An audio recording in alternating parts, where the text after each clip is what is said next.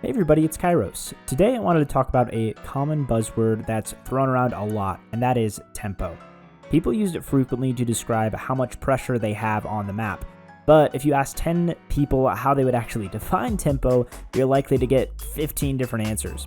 So today I wanted to give you a simple definition of tempo, show examples of how it applies to individual advantages, and then expand it to a team dynamic. My definition won't cover everything, but I think it summarizes a lot of the key factors that determine tempo. If you enjoy this video, I'd love for you to subscribe and be sure to check out my Patreon for one-on-one coaching options if you're interested. Now let's talk about tempo.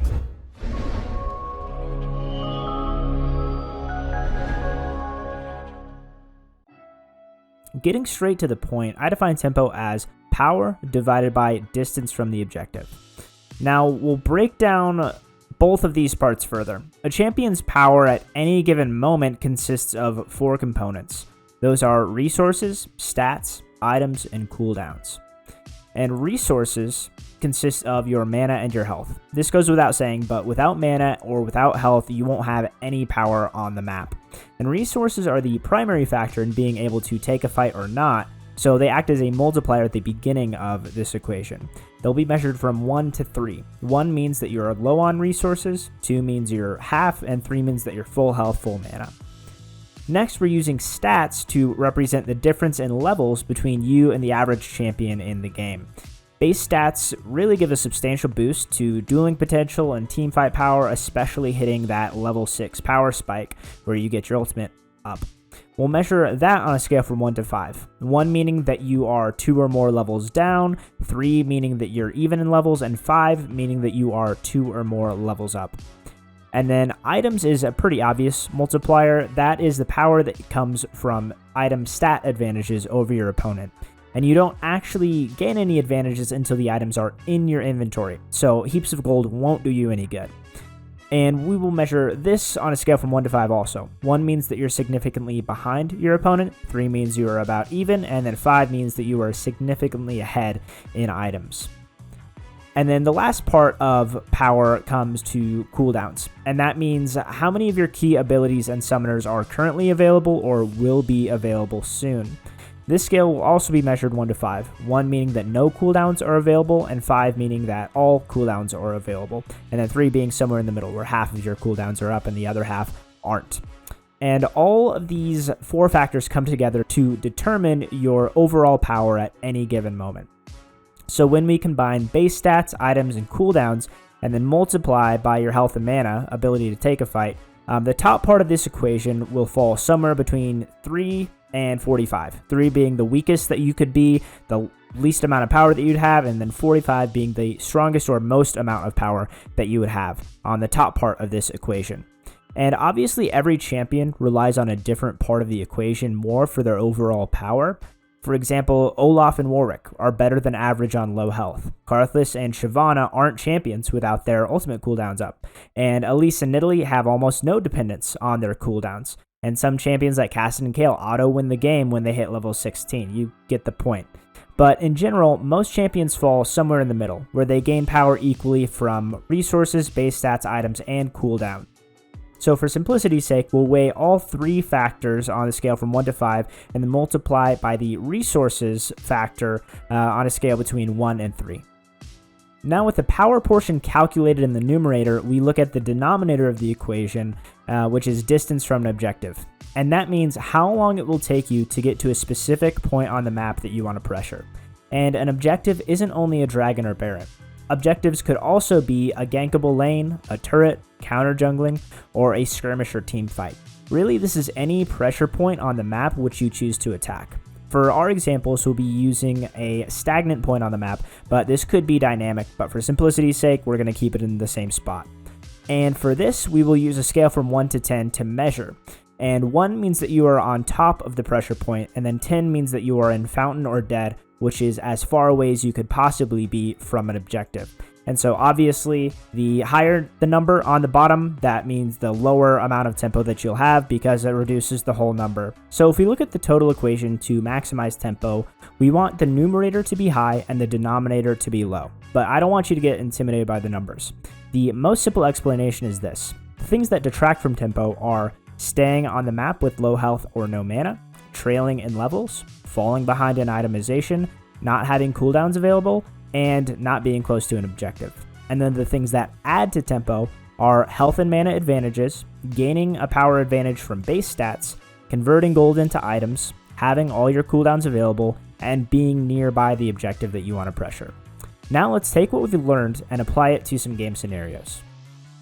In example 1, we'll just be looking at a jungle versus jungle matchup. We aren't taking any laners into account yet, we just want to see a basic application of tempo. In this situation, Sejuani is full health and mana, so she gets a 3 for resources. She's level 8, so she gets a 5 for base stats because she's 2 levels up on Lee Sin, and she just completed her Sunfire Aegis, so that's a 4 for items because she's quite a bit ahead of Lee Sin. It would have been a 5 before the hotfix, but it got nerfed quite a bit by Riot a few days ago, much needed. And we'll say all of her cooldowns are available, so she gets a 5 for cooldowns. She's just about to blast cone over to start the Drake, so she gets a 2 for distance.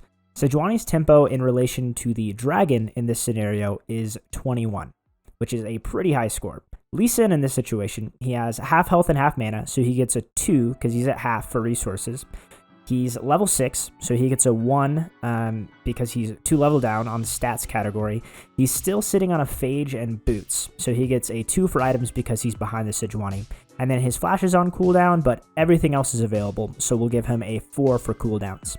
Now, Lee Sin is finishing his own red buff, and his distance is 7 from the Drake because he's fairly far away. So his tempo in relation to the dragon is 2, which is a very low score because his power level low and he's far away. This is a pretty obvious scenario where Sejuani has a tempo advantage around the bottom half of the map, but if we change the pressure point with everything else staying the same, tempo will change as well.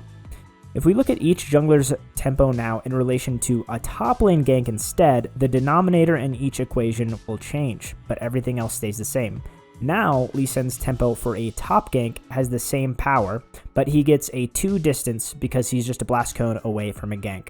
In this scenario, Lee Sin's tempo on the top side is a 7. And Sejuani, because she's on the opposite side of the map, her distance score is a 9 because she's just about as far away as she could be from a top gank.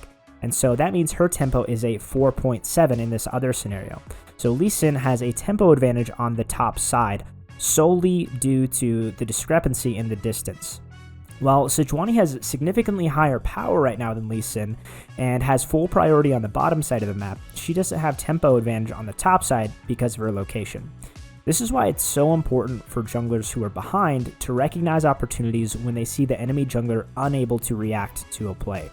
When playing from behind, this is usually the only way you can claw your way back into the game, because there's no way you can successfully contest the same area as your opponent. Now I'd like to talk about how to account for tempo on a team-wide basis. While it's easy to get confused about all the factors that go into your own personal tempo, it's pretty easy to expand it to your teammates once you understand how tempo works. All you have to do is add together tempo of the players involved in the immediate play. For example, if your bot lane has no tempo because they just lost health by getting hit with every single skill shot in lane, which is very relatable, but you have high tempo because the enemy jungler is top, you still might be able to make a play on the bot lane. If the tempo of your 3 teammates is higher than the overall tempo of the enemy bot lane, you can still find a successful play. This is easier said than done, but tempo should be calculated the same way in every role, and then the team's tempo is just the summation of each individual player's tempo. As a final disclaimer, I'd just like to say 3 things real quick. First, the primary purpose of this video is to help people understand all the factors that affect tempo. In no way am I saying that this is an airtight explanation or that my calculations are perfect. I know that they're far from it, but I hope this will help someone understand tempo for the first time. And then second, tempo only exists if you actually use it. Having a tempo advantage over your opponent doesn't mean anything if you aren't applying pressure to the map and building on your lead. And then third, all of these discussions are hypothetical. In my examples, I assume everyone will make the correct decision and play the game properly, but I understand that is rarely the case in an actual solo queue game. I know that your teammates won't usually recognize tempo or make the right decisions when they have it, but I hope that this is a step in the right direction for the community as a whole. That's going to wrap it up for this video. Thank you for watching to the end. I would really appreciate a like and a comment if you enjoyed it. Quick shout out to my first 2 patrons, Vaporwave Vibes and Captain Zoloff. You guys make all of this possible, and I appreciate the support. You guys are awesome. Thank you all for supporting the channel, and I will see you next time.